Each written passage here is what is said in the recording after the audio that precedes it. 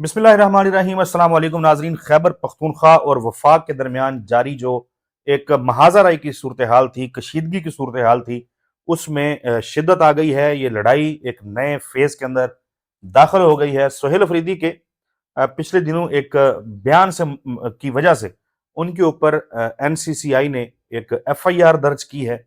क्या इसके इम्पैक्ट्स होंगे इस FIR के, और इसके ऊपर रद्द-ए-अमल क्या होगा खैबर पख्तूनख्वा हुकूमत का या सोहेल अफरीदी और उनकी टीम का? मुमकिना तौर पे किसके खिलाफ FIR दर्ज हो सकती है, ये एक सवाल है जिसके ऊपर हम बात करेंगे। सदीक साहब गल वध गई।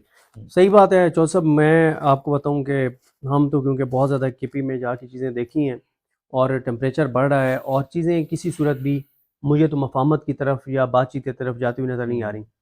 मुझे तो चीज़ें जो है वो तसादुम की तरफ जाती हुई नज़र आ रही हैं और उसकी वजह यह है कि सोहेल आफरीदी ने जो एक प्रेस कॉन्फ्रेंस में जो एक बात की मसाजिद के हवाले से, उसके बाद आपने देखा कि उसके बाद ना वो इतनी सख्त बात थी कि चकरा के रह गए सारे ना, ये हुआ क्या है, और 2-3 दिन लगे सोच विचार में कि क्या करना चाहिए। तो देखिए उन्होंने जुमेरात को ये बात कही, जुमेरात गुजर गया, जुमे गुजर गया, हफ्ता गुजर गया, इतवार को छुट्टी के दिन आके और FIR जो है वो काटी गई है। अब आप देखें कि सोहेल आफरीदी तो चाहते यही हैं कि टेम्परेचर बढ़े। अब मसला यह है कि आप सोहेल आफरीदी को तो इल्ज़ाम देते हैं, लेकिन सोहेल आफरीदी का भी तो देखें ना कि उनका नाम आया उस वक्त से लेके अब तक उनके साथ क्या हुआ है। उनकी एक झूठी एक उनके ऊपर डॉक्यूमेंट्री बना के जारी की गई, झूठे ट्वीट्स उनके ऊपर करवाए गए, उनके ऊपर झूठे इल्जामात लगाए गए। सोहेल आफरीदी क्या वज़ीर आला बने हैं कि आपको और मुझे भी पता चल गया कि तीरा में वो अफीम भी जो है वो काश्त होती है, यानी पहली बार हमें पता चला है, वरना इससे पहले नहीं पता था। ठीक है, ये भी पता चल गया कि तीरा और खैबर जो है ना वो पाकिस्तान के सबसे बदतरीन इलाके हैं। बताने वालों ने हमें बताना शुरू कर दिया, पसमानदा कह लें। ठीक है, मैं बदतरीन से मुराद दिया ना कि वही हालात वहां पे खराब है। मतलब इल्ज़ाम लग रहे हैं ना कि दहशतगर्दों के सहूलतकार हैं ये लोग। ये लोग चर्च का भी कारोबार करते हैं, ये मंशात दीगर का भी करते हैं, ये असले का भी कारोबार करते हैं, यानी दुनिया जहान की हर बुराई खैबर और तीरा के लोगों में नज़र आ गई है जब से जो है वो सोहेल आफरीदी जो है वो वज़ीर आला बने हैं। तो सोहेल आफरीदी 5 बार आए इमरान खान साहब से मिलने के लिए, अदालती फैसला लेकर आए, पुरअमन तौर पर आए। वो पाकिस्तान की बात कर रहे हैं, वो अमन की बात कर रहे हैं, वो अमन का झंडा झंडा जो है वो लहरा रहे हैं, वो पासोन कर रहे हैं, वो अमन जिरगे कर रहे हैं। और अमन जिरगा 12 वाला बड़ा इंपॉर्टेंट है आज, क्योंकि 10 है और परसों ये बहुत अहम है। लेकिन एक तो उसके मौलाना फजल रहमान साहब तो तशरीफ़ ले गए बाहर, और अब देखते हैं कि और कौन कौन वहाँ पे मेन शख्सियात में से आते हैं। तो देखें अब परसों जो कुछ होगा, टेम्परेचर बढ़ेगा ना, अब परसों वहाँ पे सख्त तकारीर होंगी, सख्त गुफ्तगू होगी, या सख्त फैसले होंगे, सख्त करारदादें होंगी। तो चीज़ें मैं तो अब, लेकिन वफाक के पास भी ऑप्शन ज़्यादा नहीं है ना। मसलन आपके पास क्या ऑप्शन है? क्या आप गवर्नर आज लगा देंगे? आप इमरजेंसी लगा लेंगे? क्या उसके बाद आप KP चला सकते हैं? आप क्या सोहेल आफरीदी को डीसीट करवा देंगे? उसके बाद क्या इस्तेकाम आ जाएगा KP के में? फिर आप क्या करेंगे कि उसको अरेस्ट कर लेंगे? क्या आप अरेस्ट कर सकते हैं? देखिए चीज़ें ना बहुत ही सेंसिटिव हैं, और एक ऐसे मौके के ऊपर जब आपका कोई मुआहिदा नहीं हुआ अफगान तालिबान के साथ, अफगानिस्तान के साथ आपका कोई मुआहिदा नहीं हुआ, तो इसलिए आपको KP की हुकूमत और KP के लोगों की आपको जरूरत है। देखिए किसी को ये बात अच्छी लगे या अच्छी ना लगे, लेकिन ये तो एक रियलिटी है कि अगर आपने बॉर्डर को सिक्योर करना है, आपको वहां के लोगों को ऑन बोर्ड लेना पड़ेगा। आपने KP में अमन लाना है, आपको वहां के लोगों को ऑन बोर्ड लेना पड़ेगा। वहां के लोग क्या कह रहे हैं? वहां के लोग कह रहे हैं कि आप यहाँ के फैसले हमारी डिस्कशन के बाद करें। कोई उनमें से दहशतगर्दों को सपोर्ट नहीं कर रहा, कोई उनकी सहूलतकारी नहीं कर रहा। हाँ ये जरूर है कि पहले किसी दौर में वहां के मकामी लोग उनकी मुखबरी किया करते थे, वो अब नहीं करते। क्यों? वो कहते हैं कि हमें एतबार नहीं है, हम मुखबरी करें और बाद में पता चले परले आके हमें पकड़ लेंगे। अच्छा तुम हमारी मुखबरी करते हो। और फिर वो ये भी कहते हैं, जब हमने उनसे कबायली माहिदीन से पूछा कि आप लोग क्यों सहूलतकारी करते हैं, तो उन्होंने कहा कैसे हम सहूलतकारी करते हैं। हमने कहा कि रात को वो आके ठहरते हैं आपके घरों में, जो आप पे इल्ज़ाम लगता है। उन्होंने कहा कि रात को दहशतगर्द आते हैं, दरवाज़ा नॉक करते हैं, कहते हैं खाना दो, और हम उन्हें खाना अगर नहीं देते तो हमें वो मार देते हैं, और हम उन्हें खाना दे दें तो सुबह हमें कोई और मार देता है कि तुम दहशतगर्दों के सहूलतकार हो। तो देखिए सोहेल आफरीदी साहब जो है ना, उन्होंने जो है वो वफाकी हुकूमत का ब्लड प्रेशर जो है ना वो बहुत हाई कर दिया है। अब जब ब्लड प्रेशर हाई होता है तो या फिर आप गुस्से में, जब आपको ब्लड प्रेशर हाई होता है तो या फिर आप जो है वो अटैक करते हैं, कोई गलती करते हैं, या फिर ये होता है कि वो ब्लड प्रेशर इतना बढ़ता चला जाता है कि आपके दिमाग की कोई रग ही फट जाती है।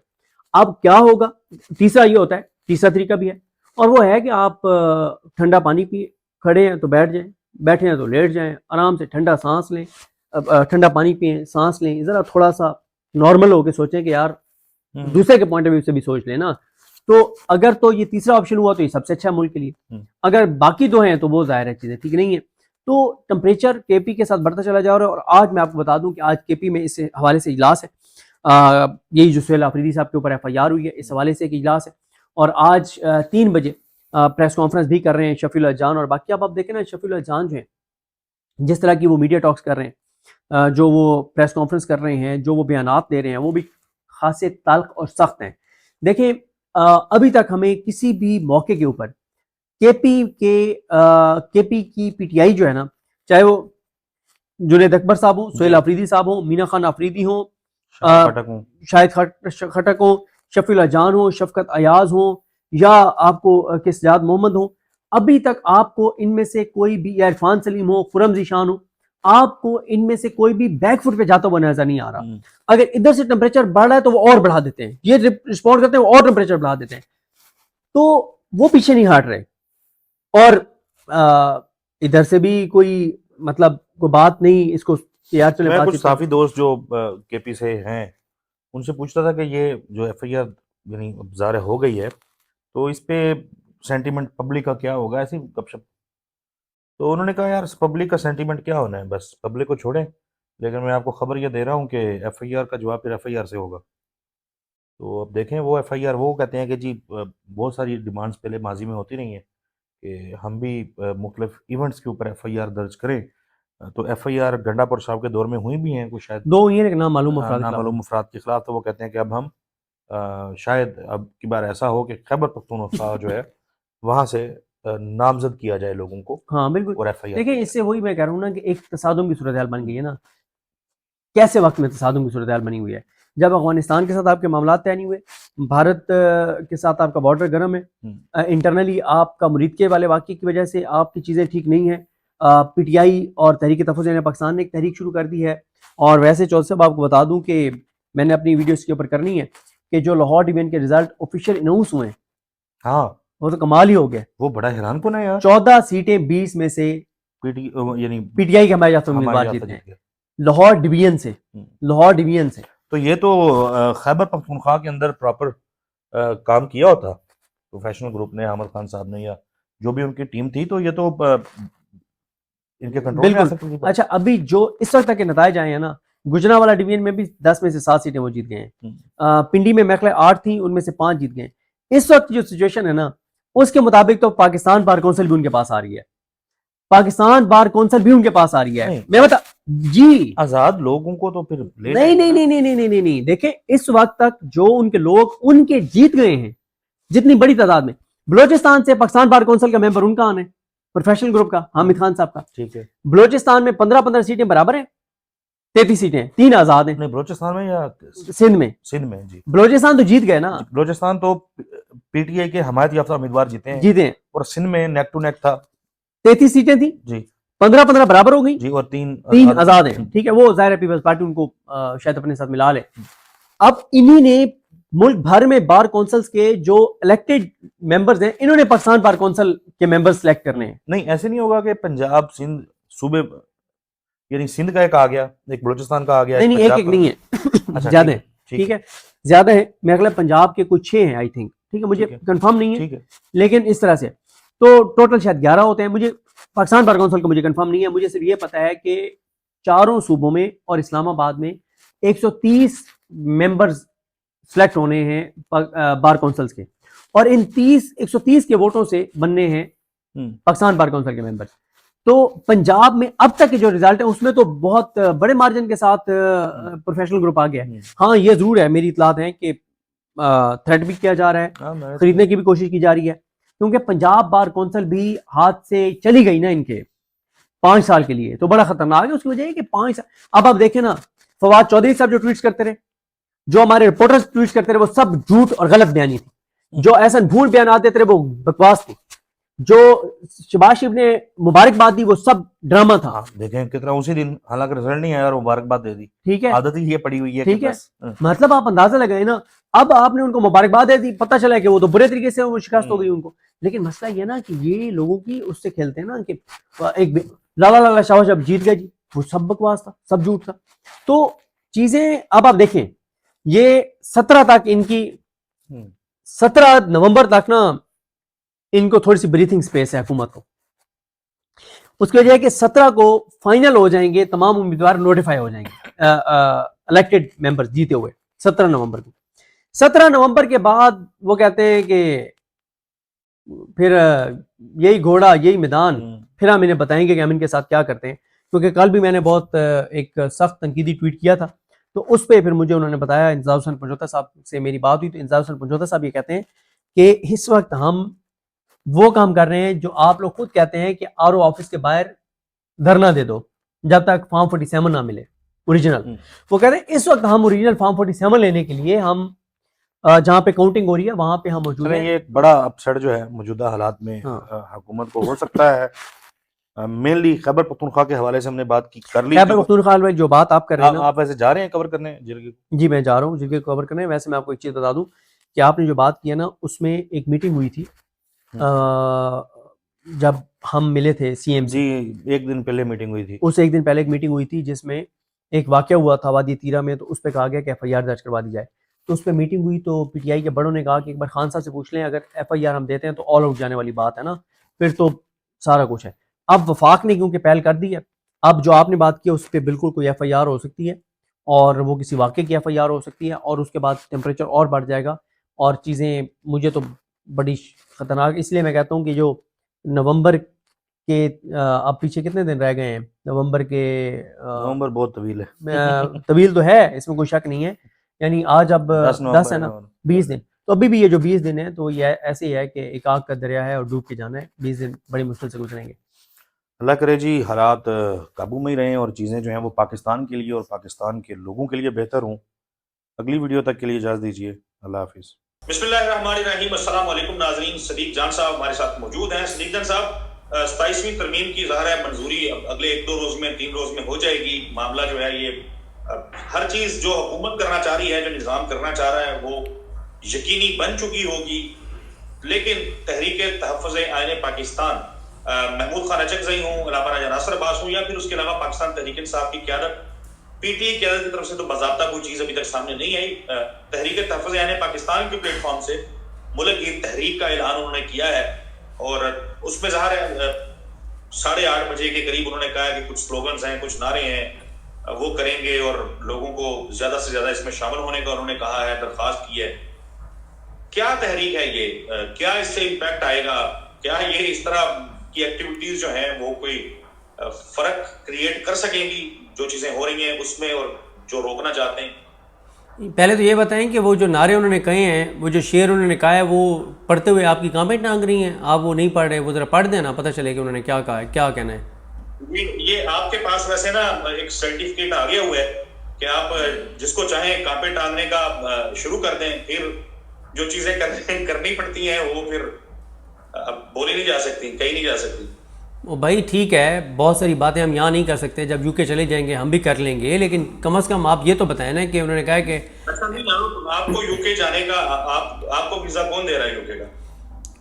चलो कभी तो अल्लाह खैर करेगा। तो उन्होंने कहा जी आपने आज 8:30 बजे, रात 8:30 बजे, आज 9 नवंबर रात 8:30 बजे उन्होंने कहा है कि आपने अपने घर के सहन में छत पे जाके आपने अपने बच्चों के साथ, दोस्तों के साथ अकेले खड़े होके आपने 8:30 बजे बिस्मिल्लाह पढ़ के अल्लाह अकबर का नारा लगा के उसके बाद आपने कहना है कि ऐसे दस्तूर को, सुबह बेनूर को मैं नहीं मानता, मैं नहीं जानता। फिर आपने कहना है कि जमहूरियत जिंदाबाद, अमरीयत मुर्दाबाद। फिर उसके बाद आप पाकिस्तान जिंदाबाद, उसके बाद आपने कहना है कि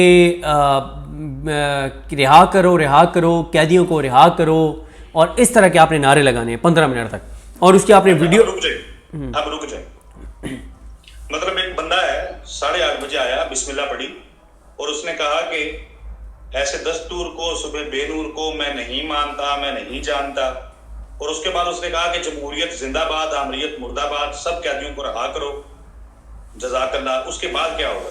हाँ जी, उसके बाद आज रात को अगले दिन के लिए स्लोगन्स आ जाएंगे कि अगले दिन आपने क्या करना है। इसका मकसद मुझे समझ नहीं आ रही कि क्यों नहीं लोग समझ रहे हैं, जो लोग तनकीद कर रहे हैं कि इसका इसीलिए आपके साथ हम वीडियो कर रहे हैं ताकि आप लोगों को समझा सकें कि 8:30 बजे बिस्मिल्लाह पढ़ के ऐसे दस्तूर को, सुबह बेनूर को मैं नहीं मानता, मैं नहीं जानता, और आमरीत मुर्दाबाद, जमहूरियत जिंदाबाद और जज़ाकल्लाह। इससे क्या हो जाएगा आप बता दें। इससे होगा ये कि इस निज़ाम को टेंशन होगी, इस निज़ाम के दिमाग में ऊपर नीचे कुछ चीज़ें होंगी, इनको नफ्सियाती तौर पे कुछ हो जाएगा, क्योंकि ये सुनना नहीं चाहते ये बात कि ऐसे दस्तूर को, सुबह बेनूर को मैं नहीं जानता, मैं नहीं मानता। ये नहीं सुनना चाहते। ये चाहते हैं कि हम ये कहें कि मैं खादिम, जैसे नवाज शरीफ कह रहा है, जैसे जरदारी कह रहा है, जैसे MQM कह रही है, जैसे IPP कह रही है कि मैं खादिम, मेरी आल औलाद आपकी खादिम और नौकर। ये सुनना चाहते हैं। ये नहीं सुनना चाहते कि हम नहीं मानते, हम नहीं जानते, हम नहीं मानते, ये नहीं सुनना चाहते। इनको असल में इसका मकसद सिर्फ ये है एतराज बुलंद करना, एतराज उठाना, कहना कि हम इस निज़ाम को नहीं मानते, हम इस निज़ाम के हाथ में बैयत नहीं करेंगे, हम इस निज़ाम के सामने सर तस्लीम खाम नहीं करेंगे, हम इस निज़ाम के सामने नवाज शरीफ नहीं बनेंगे, जरदारी और बिलावल नहीं बनेंगे, हमारे को फेक अकाउंट्स नहीं है, हमने करप्शन और लूट मार नहीं की, हमने इस मुल्क को लूटा नहीं है, हमने 26 नवंबर नहीं किया, हमने मुरीद के नहीं किया, हमें कोई डर नहीं है, हमें कोई खौफ नहीं है, जो हम तुम्हें नहीं मानते, ये कहना है। ये निज़ाम ये नहीं सुनना चाहता। और दूसरी बात यह है कि जहां तक मैं समझाऊं, जो बात तहरीक तहफ़्फ़ुज़ पाकिस्तान कह रही है कि हम इस तरमीम को तो नहीं रोक सकते क्योंकि हमारे पास बंदूक नहीं है, हम पुरअमन है और बंदूक हमने उठानी भी नहीं है, तो हम तो नहीं इस तरमीम को रोक सकते। और जब नवाज शरीफ और जरदारी अपनी इज्जत, गैरत, खुददारी का सौदा कर चुके हैं तो उनको भी कोई शर्म नहीं आनी कि वो कोई डट जाए और वो कहें कि हमने इसका हिस्सा नहीं बनना, तो वो भी नहीं है, तो नंबर गेम तो पूरी है। तो अब क्या करें? अब आप यही कर सकते हैं कि आप एतराज उठाएं। वो तहरीक तहफ़्फ़ुज़ पाकिस्तान ये समझती है कि हम इस तरमीम को मुतनाज़ा बनाएंगे, हम बताएंगे कि ये पाकिस्तान की तारीख की सबसे मुतनाज़े वो है जिसे कहते हैं तरमीम है, और फिर ये इस्टेब्लिश करके कि ये पाकिस्तान की तारीख की सबसे मुतनाज़ तरमीम है, ये इस्टेब्लिश करके और फिर हम क्या करेंगे कि हम उसके बाद तहरीक चलाएंगे। अच्छा, ये मकसद क्यों है कि आप लोगों को कह रहे हैं कि घरों में आप आवाज़ उठाएं, आप छतों पे जाके आवाज़ उठाएं? क्यों भाई? वजह यह है अभी लोग घरों से निकलने से डरते हैं कि हम निकलेंगे, 26 नवंबर हो गया था, मुरीद के हो गया था, मेरे छोटे छोटे बच्चों का क्या बनेगा, मैं गिरफ्तार हो जाऊंगा, मैं उठा लिए जाऊंगा, मैं जबरी तौर पे गुमशुदा हो जाऊंगा, मेरे पे FIR हो जाएगी, मेरे घर में घुस आएंगे, मेरी चादर चारद्वारी का तकद्दुस पामाल होगा, मेरी माँ, बहन, बीवी, बेटी की इज्जत पे हाथ डाला जा सकता है, मेरा कारोबार गिराया तबाह किया जा सकता है, मेरी नौकरी जा सकती है, मेरी फैमिली के लिए मुश्किलात हो सकती हैं। वो सिर्फ लोगों को एक कॉन्फिडेंस देना चाहते हैं कि हाँ, हमने, जब वो वीडियोस वायरल होंगी ना और पूरी हाइप क्रिएट होगी, लोगों को खुशी होगी कि यार मैंने तो सिर्फ एक वीडियो बनाई थी, इतना इंपैक्ट क्रिएट हो गया मेरी वीडियो से। अगले दिन एक और वीडियो, पहले वो घर की छत पे नारे लगाएंगे, फिर वो सैन में नारे लगाएंगे, फिर वो घर के दरवाजे पे, फिर गली में, फिर मोहल्ले की किसी मैदान में, फिर उनको वो मेन सड़क पे ले आएंगे। स्टेप बाय स्टेप वो चीजें करना चाहते हैं, वो एकदम एक्सट्रीम पे नहीं जाना चाहते। उसकी वजह यह है कि जब देखें, जब ये धमकियां दी जाएं कि 26 नवंबर से डबल ताकत का इस्तेमाल करेंगे, जब शेर अफजल मरवत कहें कि TLP वालों को देख लो, उनकी लाशें आज तक वापस नहीं की, इससे बुरा सलूक होगा PTI के साथ, तो फिर जाहिर है जो निकलेगा। और फिर PTI के अंदर मसला क्या है? हम वहां पे मिले हैं KP में लोगों से, आप वहां पे मौजूद थे। लोग क्या कहते हैं? लोग कहते हैं कि अगर आप हमें कहेंगे कि पुरअमन तरीके से जाने तो लोग तो निकलेंगे, लेकिन उस तादाद में नहीं निकलेंगे जब फिर वो जो गंडापुर साहब ने गुफ्तगू की थी कि इस बार हम निकलेंगे तो कैसे निकलेंगे। लोग कहते हैं उस तरह निकलो तो 3 गुना ज्यादा लोग निकलेंगे। लेकिन सुहेल अफरीदी क्या कह रहे हैं कि हमने हथियार नहीं उठाना, हमने पुरअमन जदोजहद करनी, और करनी भी पुरअमन जदोजहद चाहिए। पाकिस्तान मुतहम्मिल नहीं हो सकता इस चीज़ का।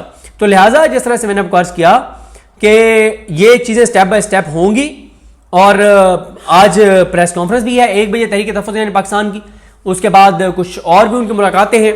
तो देखें असद चौधरी साहब, असल में ना हम लोग एक बेसब्री कौम है, हम चाहते हैं कि फौरी तौर पे कुछ हो जाए। सर, जो निज़ाम इतना ताकतवर हो, जिसके साथ जस्टिस ज़िया अफरीदी हो, जिसके साथ जस्टिस अमीरुद्दीन खान हो, जिसके साथ जस्टिस डोगर हो, जस्टिस आलिया नीलम हो, जिसके साथ जस्टिस जमाल फरमद खेल हो, मोहम्मद अली मजहर हो, हसन नजर रिजवी हो, जिसके साथ शाहिद बिलाल हसन हो, जिसका मुसर्रत हिलाली हो, जिसका अली बाकर नजफी हो, जिस निज़ाम के साथ ये सारे हों और जिस निज़ाम के साथ मतलब 80% जजेस हों, जिस निज़ाम के साथ 99% ब्यूरोक्रेसी हो, जिस निज़ाम के साथ माफियाज हो। हम ज़ाहिर ऑफिस में बैठे काम अभी कर रहे थे काम, तो वसीम मलिक साहब मेरे अकब में बैठे हुए ना मुस्कुरा रहे हैं। वो कह रहे हैं ये जल्दी वाली बात, यानी इतनी हम इस कौम को जल्दी है कि जल्दी जल्दी हो जाए। वो कह रहे हैं कि ये कल सदीक साहब कह रहे थे और हम उनको रोक रहे थे। आज सदीक साहब जो है वो कह रहे हैं कि नहीं, जल्दी जल्दी की कोई जरूरत नहीं है। अच्छा, नहीं मैं आता हूं, नहीं मैं सुन ले आप, सुन ले सुन ले नहीं नहीं नहीं, ऐसे नहीं हो सकता ना, ऐसे नहीं हो सकता, ऐसे नहीं हो सकता।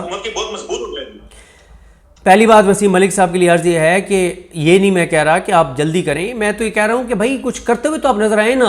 आप ऐसे लग रहा है कि आप ठंड पर गए हैं कि आप बिल्कुल ही खामोश, तो मतलब कोई बात तो करें ना। आप अगर इस चैलेंज कर रहे हैं इसको, तो खैर आगे बढ़ते हैं। देखें, इस हुकूमत की ग्रिप, हुकूमत और निज़ाम की ग्रिप कमज़ोर होगी ओवरऑल। उसकी वजह यह है कि ऐसी तरमीम आप उस वक्त नहीं करते जब आप मजबूत होते हैं। जब आप कमज़ोर होते हैं तो आप ऐसी तरमीम करते हैं। आप कमज़ोर है ना, आपको खौफ है ना, आपको खतरा है ना। यानी आपने आईनी बेंच बनाया, आपको लगा अभी भी मैं इनसिक्योर हूं, आईनी अदालत बना दो। आपको लगा अभी भी मैं इनसिक्योर हूं, एक और ओहदा ले लो, एक और इस्तिस्ना दिलवा दो। ये कमजोरी की अलामत है, ये ताकत की अलामत नहीं है। जो यार जो मतलब अब मैं उनमें नहीं जाना चाहता, उन बातों में चलें, छोड़ देते हैं। लेकिन इतना मैं आपको बता रहा हूं कि ये निज़ाम की कमजोरी की अलामत है, खौफ की अलामत है। देखें, जब सिस्टम गिरते हैं ना, आप निजाम जो है, मुझे एक बात बताएं असद चौधरी साहब, आपने पता नहीं किसका नाम रखा हुआ है जी, मुझे एक चीज़ बताएं। ये जो हसीना वाजिद थी, वहाँ की नवाज शरीफ जो थी, औरतों की नवाज शरीफ जो वहाँ पे थी, और औरतों की शहबाज शरीफ जो थी, हसीना वाजिद इनकी कज़न वहाँ पे बांग्लादेश में, क्या उसने सारी आईनी तरमीम नहीं की हुई थी? क्या उसने कानून सारे नहीं बनाए हुए थे? क्या उसने सारे इदारे अपने साथ नहीं मिलाए हुए थे? क्या सारे इदारों ने हसीना वाजिद को साथ नहीं मिलाया हुआ था? क्या वहाँ की अदलिया, वहाँ के दीगर इदारे, वहाँ की हुकूमत क्या एक पेज पे नहीं थे? क्या उनकी ऐसी मोहब्बत नहीं थी जैसे शहबाज शरीफ की है? तो फिर क्या हुआ एंड में? बड़ी मुश्किल से वहां से भागी है वो, ठीक है, तो सारों को वहीं छोड़ गई, सारे बेचारे वहां पे उनके साथ जो हुआ। अब मैं यहां पे बताऊंगा तो कहा जाएगा कि पाकिस्तान के लोगों को इश्तियाल दिला रहा है, पाकिस्तान के लोगों को आइडिया दे रहा है। और भाई पाकिस्तान के लोग हमसे ज्यादा सोशल मीडिया देखते हैं भाई, हमें तो टाइम नहीं मिलता इतना ज्यादा। तो लिहाजा जब लोग निकलते हैं, फिर आईनी तरमीम नहीं बचाती आपको, फिर कवानीन नहीं बचाते आपको, फिर टिकटॉक नहीं बचाती आपको, फिर झूठ नहीं बचाते आपको। देखें, आप पाकिस्तान के अंदर भी जब भी होने मज़ामत के जरिए चीजें बदलनी है, बातचीत के जरिए थोड़ी बदलनी है, इलेक्शन के जरिए, वोटों के जरिए थोड़ी बदलनी है।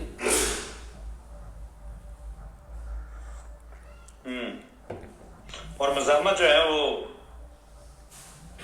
फिर वो बात और उधर चली जाती है वापस।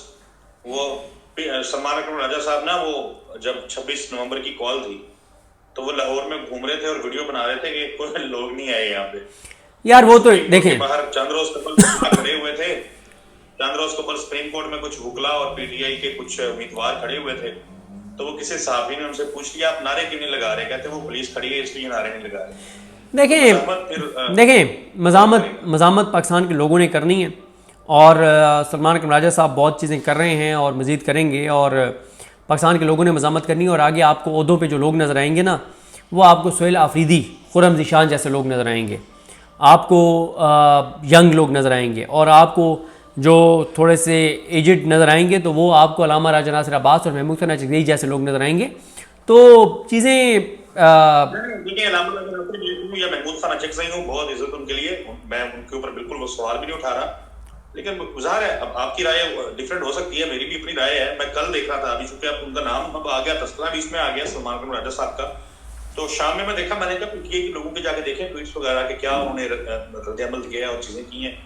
तो उन्होंने ट्वीट किया हुआ था जिसमें उन्होंने बताया कि आज मेरा सारा दिन जो है वो बार काउंसिल के जो जीतने वाले लोग हैं उनको मुबारकबाद देने में गुजरा। तो मैं काफी मतलब हैरान हुआ, मैंने कहा अच्छा है। नहीं, वो भी इंपॉर्टेंट है ना, वो भी इंपॉर्टेंट इसलिए है कि अब आपने उन्हीं के जरिए मज़ामत करनी है ना, तो ठीक है आप उनको मिल लेंगे, इसमें तो मुज़ायका नहीं है मेरा ख्याल है। अच्छा, यानी बार काउंसिल के जो लोग हैं इनके जरिए मज़ामत करनी है तो मिलना जस्टिफाइड है। ऑब्वियसली अहमद खान साहब और इस तरह के लोग एक्टिव होंगे तो वो काफी अरसे से तहरीक चलाने की कोशिश कर रहे हैं। हामिद खान साहब भी, हामिद खान साहब से उम्मीद ना रखें। काफी उन्होंने कोशिश की है, माजी में 2-3 साल से वो कोशिश कर रहे हैं कि तहरीक चला सकें। नहीं, उनका इरादा है 2031-32 में तहरीक चलाने का, वो तैयारी कर रहे हैं उसके लिए। हामिद खान साहब, चलें सदीक जान साहब, बहुत शुक्रिया आपके कीमती वक्त के लिए, आपकी गुफ्तगू के लिए। नाज़रीन, बस यही है जो सदीक जान साहब ने बोला है। अगली वीडियो तक के लिए हमें इजाज़त दीजिए। अल्लाह हाफ़िज़। अल्लाह हाफ़िज़। अस्सलाम वालेकुम जी, मैं हूं फैसल अब्बास और मेरे साथ मौजूद हैं सदीक जान साहब। 27वीं आईनी तरमीम का मसवदा मंजर-ए-आम पर आने के बाद तहरीक तहफ़्फ़ुज़ आईन पाकिस्तान ने मुल्क गिर तहरीक का ऐलान किया है। सदीक जान साहब, अल्लामा राजा नासिर अब्बास और महमूद खान चकज़ई साहब ने ऐलान किया कि कल यानी कि आज के रोज़, इतवार के रोज़ जो है वो एक तहरीक शुरू कर रहे हैं, वो जिसमें वो ये सबसे पहले तो उन्होंने स्लोगन दिया है कि ऐसे दस्तूर को सुबह बेनूर को मैं नहीं जानता, मैं नहीं मानता। सोशल मीडिया के ऊपर तनकीद हो रही है कि इससे क्या होगा? देखें, आज उन्होंने कहा है कि यानी आज इतवार को रात 8:30 बजे उन्होंने पूरे पाकिस्तान के लोगों को कहा है, और मैं अपनी वीडियो में एक चीज़ मिस कर गया, तो उन्होंने ओवरसीज़ पाकिस्तानी को भी कहा है कि पाकिस्तानी वक्त के मुताबिक 8:30 बजे सब लोग जो हैं वो अपने घरों के सहन में छत पे अकेले बच्चों के साथ, दोस्तों के साथ वो ये 15 मिनट के लिए सदाएं बुलंद करेंगे, बिस्मिल्लाहिर्रहमानिर्रहीम पढ़ के, अल्लाहु अकबर का नारा लगाकर, और 15 मिनट तक वो ये नारे लगाएंगे कि ऐसे दस्तूर को सुबह बेनूर को मैं नहीं मानता, मैं नहीं जानता। और उसके बाद वो कहेंगे कि जमहूरियत जिंदाबाद, आमरीत मुर्दाबाद, और रिहा करो कैदियों को रिहा करो, जिसमें ज़ाहिर इमरान खान साहब की भी रिहाई है, डॉक्टर यास्मीन राशिद, उमर सरफराज चीमा, एजाज चौधरी साहब, शाह महमूद कुरैशी साहब, मियां महमूद रशीद साहब, मिलिट्री कोर्ट्स के कन्विक्टेड लोग, गुजरांवाला के जो बेगुनाह कैदी हैं, ये हैं सनम जावेद हैं, फलक जावेद हैं, साहबजादा हामिद रज़ा साहब हैं, चित्राली साहब हैं जो MNA हैं, NA-1 आई थिंक चित्राल से। तो इन सब और इनके अलावा जो बेगुनाह कैदी हैं सबके लिए आपने सवाल मैंने भी देखा, कुछ लोग ये कह रहे हैं कि इससे क्या होगा, 15 मिनट के लिए नारे लगाने से क्या होगा। एक तो ये है कि ये आगाज़ है और ये रोज़ाना की एक एक्टिविटी होगी, यानी कल एक नया, यानी आज एक नया स्लोगन रात को बता दिया जाएगा कि अगले दिन आपने क्या कहना है। इसका मकसद क्या है? देखें, महमूद खान चकज़ई साहब और अल्लामा राजा नासिर अब्बास साहब ये समझते हैं कि लोगों के अंदर ना इस वक्त खौफ है, ख़ास तौर पे पंजाब के लोगों के अंदर बहुत ज़्यादा खौफ है। खौफ लोगों के अंदर ये है कि अगर हम बाहर निकलेंगे तो हमें उठा लिया जाएगा, जबरी तौर पे गुमशुदा कर दिया जाएगा, जैसे शहबाज भट्टी और उस्मान चौड़ा को किया गया, फिर बाद में उनको अदालतों में पेश कर दिया गया, या हमें जबरी तौर पे गुमशुदा कर दिया जाएगा, या गिरफ़्तार कर लिया जाएगा, या खुदा न खास्ता गोली मार दी जाएगी, या FIR दर्ज हो जाएगी। अगर FIR दर्ज होगी तो पुलिस हमारे घर में आएगी, घर में घुसेगी, चार दीवारी का तकद्दुस पामाल होगा, हमारी माँ बहन बेटी बीवी की इज़्ज़त महफूज नहीं होगी, किसी पे भी हाथ उठाया जाएगा। मतलब ये सारे खौफ हैं। महमूद खान चकज़ई साहब और अल्लामा राजा नासिर अब्बास साहब ये चाहते हैं कि लोगों को खौफ से निकाला जाए, लोग ऐसी छोटी छोटी एक्टिविटीज़ करें जो उनके लिए आसान भी हों और उनके अंदर एक कॉन्फिडेंस भी आए कि यार ये तो हमने कर दिखाया है, और इस निज़ाम को टेंशन भी हो। ये निज़ाम ही क्या चाहता है? देखें, निज़ाम क्या चाहता है उस पर जाने से पहले एक और बात, महमूद खान चकज़ई साहब और अल्लामा राजा नासिर अब्बास साहब ये समझते हैं कि देखें, हम इस आईनी तरमीम का रास्ता तो नहीं रोक सकते, और ये एक फैक्ट है। बिल्कुल ऐसे, हाँ, आप बंदूक, रियलिटी है, अगर दूसरी तरफ बंदूक हो और आप निहत्ते हो और आपने बंदूक ना उठानी हो तो आप बंदूक का मुकाबला नहीं कर सकते।